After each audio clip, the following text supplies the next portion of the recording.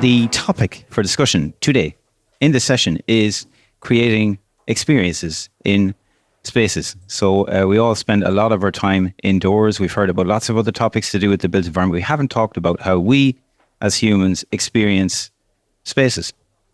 And so we're going to talk a little bit about that. And I'm delighted to speak to that topic to have Badir here. So Badir, maybe you'd like to introduce yourself to our esteemed audience. Cormac, it's a pleasure. Thank you very much for having me. Very honored to be here. My name is Badir Riz. I'm the CEO of Paragon Developments. We're a real estate developer focused on experiences, if you haven't noticed.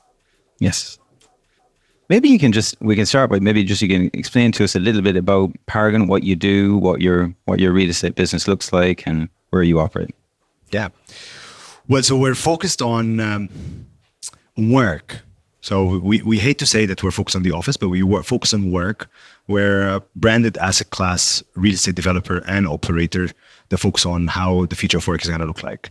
And the reality is what made us focus on this is that because, for example, me, I hate work. But I work a lot, but I just hate work. I hate to go to work. 4-letter word. And I think, It's a 4-letter word. Yeah. And I think to myself and I think to everybody in the room, and I'll be like, how many times do you go to your office like feeling that you really don't want to go? And is it possible to create different experiences than that? Right. And the reality is we realize that work-life balance doesn't work, So we've decided to think like outside of the office and outside of the box that's called the building, and think about like how could we create unique experiences within the workspace, and by doing that, integrating life and work together. Does that make sense? Yeah.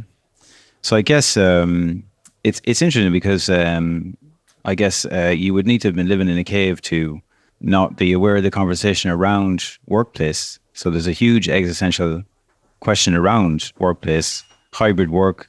We've emerged from COVID, thank God, but a lot of remote working, a lot of reduction in overall footprint for corporate occupiers, and questions about what's the relevance of the workplace. And I think the way that we experience spaces is a key component of that conversation that is not often talked about. So you talk about work, for example. Is work something that do you think work is something we can only do remotely in the office? What's the role of the office for the tenants that you're talking to? Great. So, thanks God, the office is dead. So everybody says the office is dead. So I'm so happy that it's dead. And I think there's an opportunity for us to recreate different work experiences. Today, 20 to 40% of office buildings are vacant in the US. And I think they're rightfully so. I mean, there's no point of like trying to force people into spaces that they don't want to go to. But unlike that, there are new experiences that are being created in different places of the world, such as like workspaces on the beach, workspaces in the mountains. Like there are like unique experiences that are being created. And that takes me to a fundamental question, right? Whether the short answer is that we don't know why the office is not attractive anymore, right? So like when you think about urban and when you think about cities, and you ask this question, why do we move to cities? Right? And the short answer is that because we want to get better work opportunities. So the main driver for moving to a city is to get better work opportunities. And it's just striking when now you don't need to move to a new city to work at that city, right? So like then the basic foundation of a city, not the office, but like the city itself is shifting, right? So like purpose of why I would move to Paris or Berlin or New York, it's becoming different. And therefore it's completely new, right? Like I don't think anybody has the answer. And I think even like those whole idea about remote work is the upcoming trend is also dying out, right? Like where do you meet friends? Where do you make friends? You make friends at universities, and then you make friends at the workplace. But you don't walk around the street trying to make friends, right? Like it's like really banana, no? Like me, yeah. You do that? I mean, only at night, but like not during the day. So we're among friends here, but So just talking to somebody earlier during MIPIM, and he said like, well, we have 100% remote work at the company, but I travel 100 times more than before. So remote work, yes, but you have to work from everywhere, right? And that means your carbon footprint at the office is less at the office next to you, but your carbon footprint to travel to all the other offices is more, right? So I think the future of real estate and the future of work is still ahead of us, and I'm excited to also talk a little bit about like some of the experiences that we have been trying to create and experiments. I call them not experiences only, but like also experiments on how would we work in the future? How do we work in the present? So, I mean, I'm just looking at this marvelous picture behind us here, and you've done some really outstanding projects in Egypt where you've kind of reimagined what a workplace could be. I'm just curious about what your approach to that was, given everything that you said. So, given that all of this is changing, everything's up in the air.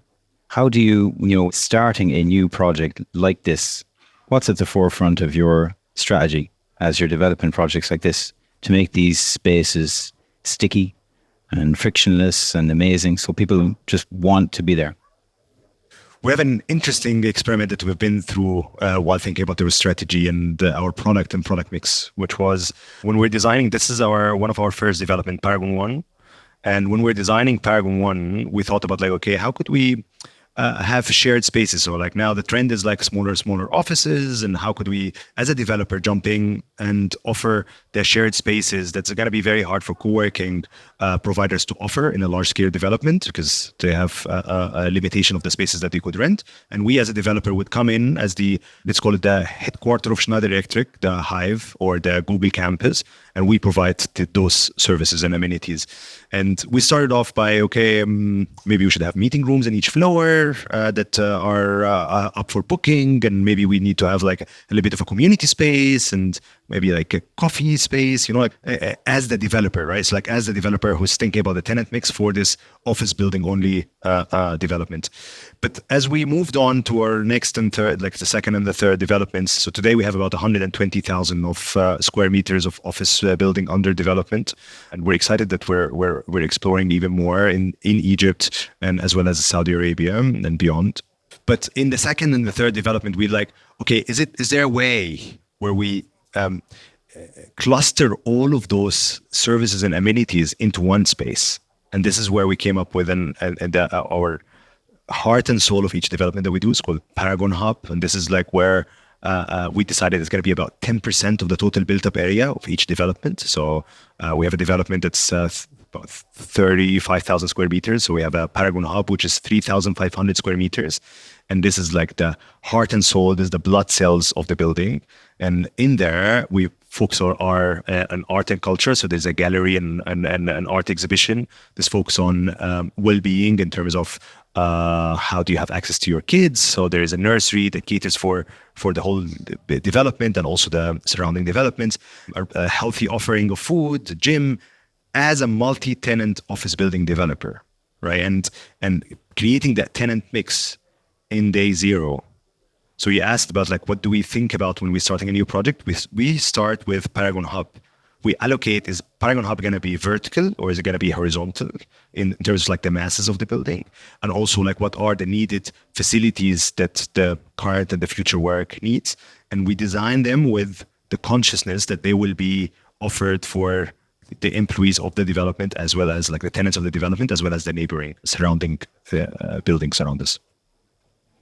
So I think you've done obviously you've done an amazing job because you've been decorated many times and you have your buildings have won awards and been certified.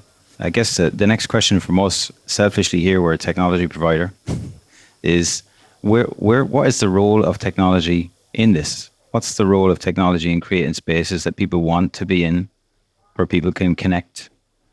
Technologies are things that connect together. We talked about that at some length. So how do technologies not just to connect together, but connect people? With the two layers that I want to talk about, like when it comes to technology. So we've been in a relationship with, in a relationship is the right word, with Schneider Electric for multiple years now. Kind of sounds bad, Yeah, but it's actually true. And our relationship with Schneider Electric helped us like co-develop our strategy in our direction in terms of like our product and product development, as well as the infrastructure layer. And with like lots of stories that we could share about like how we decided to go with the smart control panels rather than traditional conventional control panels, because smart control panels turned out to be cheaper after doing a case study with Schneider Electric. So we learned a lot about how do we bring technology and technology forward within our building. So on the infrastructure layer, on like building the digital twin of the building, this is crucial and key.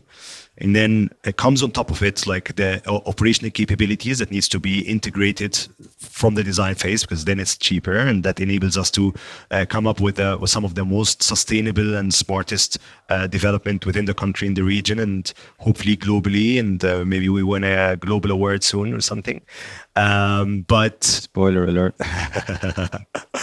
But on top of all of that, there is also another layer, right, that we're working on that is external, right? So our understanding that we're a branded asset class that focuses on work and workspace in terms of like a movement, but there are multiple needed technologies, and sourcing them needs to be also with innovation, right? So in Egypt now, we launched then the first property technology accelerator called PropTex, which is focused on smart and sustainable cities technologies, to work with entrepreneurs and bring them to our developments and work with them on finding solutions for challenges that we have today and the challenges that we have tomorrow, by supporting them either by funding or doing pilots and proof of concepts with them for the building itself. So like in terms of like energy and energy management, but also for the convenience of the tenants afterwards, right? And I'm sure there are technologies that they don't exist today yet, that will be integrated in our development, right? Because we build our buildings, we do our developments today in 2024 and 2025, right? And those buildings should at least live until 2100. Like, so how do you infuse innovation within those buildings, within those developments today, right? And I'm excited that we're working on this together with you guys. Yeah, it's an excellent question. And maybe, so it's interesting you talk about, your PropTex initiative. So obviously innovation can come from many places, and we work with a lot of ecosystem partners, as you know. So we're very happy to work with various companies, startups, bigger companies as well, that come up with amazing innovations. Parting question for you, Badir, is, so we're doing all these things today to try and help you to future-proof your properties, but what's the next step for technology providers like Schneider Electric? What do you expect from us? What should we be doing? What more should we be doing? Charlotte. Oh, are you going to pay me for answering that question? It's going straight. Well, if you like it, then you pay me. If you don't like it, you take it for free. Well, I think Schneider Electric journey from CapEx towards OpEx is very interesting, right? Like as a company that came up with a lot of the hardware of the real estate and industry, and now transitioning more towards software and digitization. I think it's a very interesting transition. And one of the things that I would love to see, which is there a CapEx investment that Schneider Electric could always provide to real estate companies? And instead of saying, hey, you're going to reduce your future operational expenses in the future by using our smart control panels, I'd be like, how about we do a partnership on this, right? Like where you have a subscription model to give me your smart control panels, right? I think that would be a really interesting transition to see in the future. Maybe if you know someone in the leadership team, you could tell them. Technology as a service, and that's technology as a service. Yeah, and it's something that we already do in microgrid, for example. Energy as a service. So yeah, it's an interesting model. So Badir, thank you very much. So you've heard from Badir about, hopefully you've got a handle on what future experiences in workplaces can be like. Paragon 1 is an absolutely amazing project, as is Paragon Hub. If you're ever in Egypt, you can look up Badir and he'll show you around. It's quite astounding what he has done. And I'm saying this, having seen obviously developments all over the globe. So it's really, really impressive. It's a pleasure listening to you talking about that.